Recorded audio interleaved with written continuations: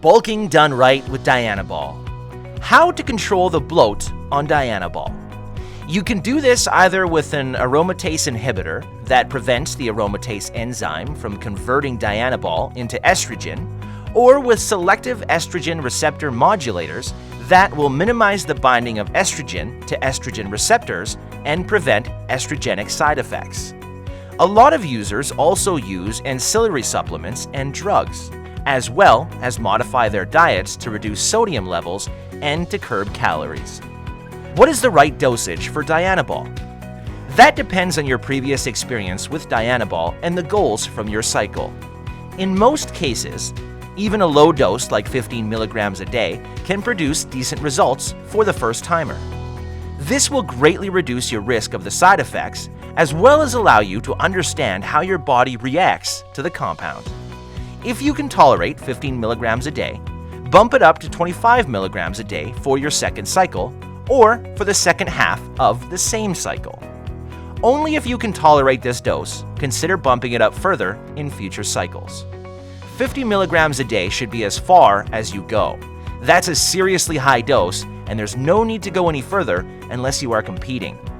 Only hardcore bodybuilders usually use 75 to 100 milligrams a day.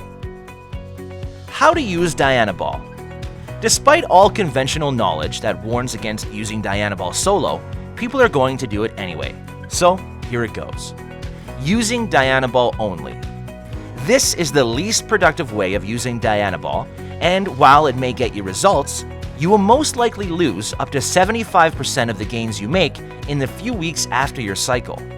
Start with a low dose and gradually up it only if you don't experience side effects. Watch out for signs of a testosterone shutdown. This is when you begin to feel like shit. Hang in there and complete the cycle. Start a PCT so that your body can bounce back and you can retain some of the gains that you made. Learn from the cycle and don't repeat it again. Dianabol with testosterone. This is the gold standard for bulking stacks.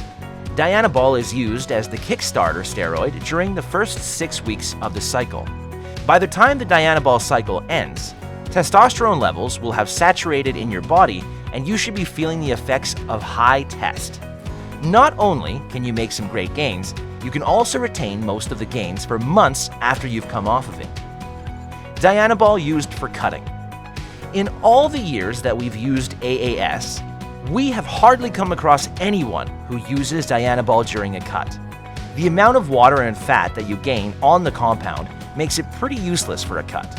But if you're using other compounds that minimize water gain, like Winstrol or Trenbolone, then you can use a low dose of Dianabol as a kickstarter for your cutting cycle.